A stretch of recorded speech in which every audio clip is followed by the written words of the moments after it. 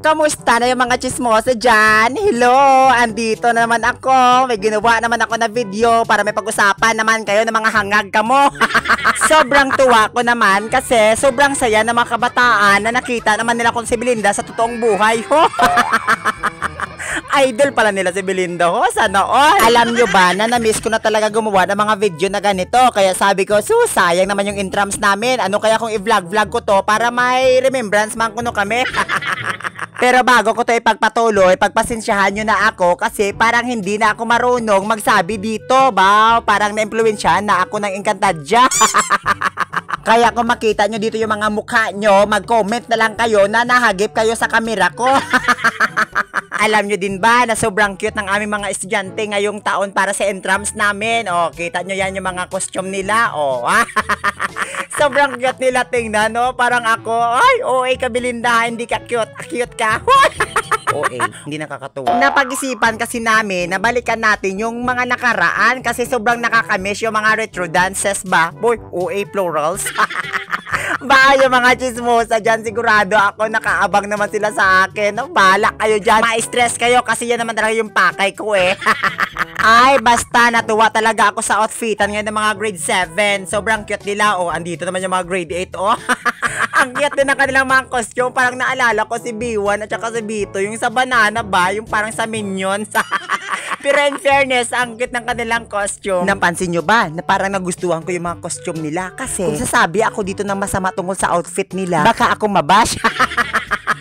Baka dumami naman yung mga chismusa at mga bashers ko dyan. Oh, andito naman yung mga grade 9. Oh, ba? Grabe yung outfit nila. Puro parehos. Gidataran yung mga outfit nila. Oh, andito sa Sir Mark yung partner ko. Ang saya-saya ng grade 9. Parang gusto ko sumali sa kanila kaso hindi pwede kasi nasa grade 11 man ako. Hay nako, andito naman yung karibal ko sa kagandahan, si Ma'am Angel. Oh, luwagi talaga ako sa ganda niya. Pero napansin ko, bakit ang layo-layo ng agwat at distansya ng grade 10 sa grade 9? Ano bang meron sa inyong mga grade 10 kayo? Ipakita nyo nga sa akin. Bakit ang layo-layo nyo? Ang arte-arte nyo ha? Huy, OA. Ba, nakita ko naman si Sir John Chris, oh, yung trainer nila sa grade 10. Ang galing-galing kasi nito. Kaya pala ang layo-layo ng distansya nila sa grade 9. Kasi ito yung pinanggagawa nila sa buhay. Nagsayaw-sayaw sila sa daan, no? Ba, ka mga cute yung ng mga grade 10 kamo. Yan pala yung pinanggagawa nyo, ho? Pasayaw-sayaw kayo. Tapos, wow, nag-smile pa sila sa akin. No, hala, sige. Bahala na kayo magsayaw-sayaw dyan kasi hindi naman ako mapapagod. Kayo naman, di ba? Alam nyo ba na isa ito sa pinakamatinding kalaban namin ngayon sa Mas Demo kasi ang ganda-ganda talaga nila. Pag makita mo ang outfit nila ba, dumakurog-kurog ka. Pero syempre, hindi ko ipapatalo yung team ko. O, eto na yung mga Pink Crushers, mga grade 11. Kita nyo yan? Costume pa lang, sindak na kayo, no? Ang ganda-ganda ng costume namin. Super attractive talaga, ho. Agaw pansin talaga kami kasi ang daming nagsasabi na ang ganda-ganda ng costume namin. Kaya sabi namin, ay salamat. Baka sabihin naman mga chismosa dyan na nagbabantay sa mga video ko na, pilingon talaga si Belinda. Ay, basta, wala na akong masabi pa sa team ko. Diba? Kita nyo yan? Ang ganda talaga. Super finky-finky. Gid kami yan. Daw, kifi ko. Ay, ambot sa'yo, Belinda, parang buang-buang ka talaga. At syempre, andito din yung mga grade 12, hindi sila magpapatalo. Kasi layo pa lang, ba? Nagakintab-kintab din yung kanilang costume. At sino naman tong babaeng tong ngarang-ngarang sa video ko, ho? Sabi ko, wag muna dyan kasi binibidyohan ko pa yung grade 12, ho, kasi mga seryoso sila. Ang layo-layo man kasi ng aming pinaridan, akalain mo yun, tapos grabe pa yung init. Kaya sabi ko dito, bahala na kayo dyan, mamotor na kuya, mauna na ako dun sa paralan. Grabe man talaga to yung mga grade 10 na to, kasi parang napipressure na kami. Handang-handa na talaga sila mag-perform, kaya sabi ko, asan na yung team ko? Asan na yung Pink Crushers? Dapat makapaghanda din kami, ba? Andito yung mga estudyante ko, tinipon-tipon nila yung gitara kasi kulang ko no isa. Ay, basta sabi ko sa inyo mga grade 11, enjoy lang natin to kasi minsan lang yung intrams, baka next year wala naman. Sabi nila, madam, kinakabahan kami. Sabi ko man, ay, bahala na kayo dyan sa buhay nyo. Walang kaba-kaba, basta importante nagsayaw-sayaw. Grabe yung init kanina sa parade, tapos pag-perform namin, sobrang ulan, kaya basang-basa yung mga bata namin. Parang, bahala na dyan, tuloy-tuloy na lang, rain or shine. Ganyan talaga sa Pedro, Nakita nyo yan? Sobrang lakas talaga ng mga team namin ngayon. Ang gagaling talaga at gaganda ng mga performance. Perfect. Okay. Ready? 1, 2,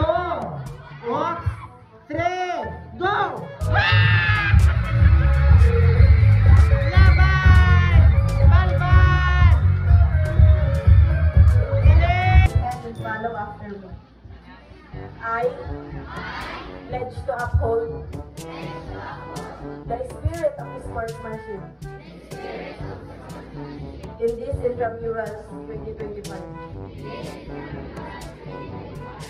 The officiating official of this intramural meet 2025. Alright, once again ladies and gentlemen, we are about to witness the lighting of torch by Miss Glaze Banez, Kami Shoko, and Chris J. Oleera. Palakpakan po natin ang ating mga Palarong Bicol Qualifier 2025. Sila yung nagdala ng bandera at pangalan ng Pedro Cices Senior Memorial High School. Ayan, sabay-sabay po natin palakpakan.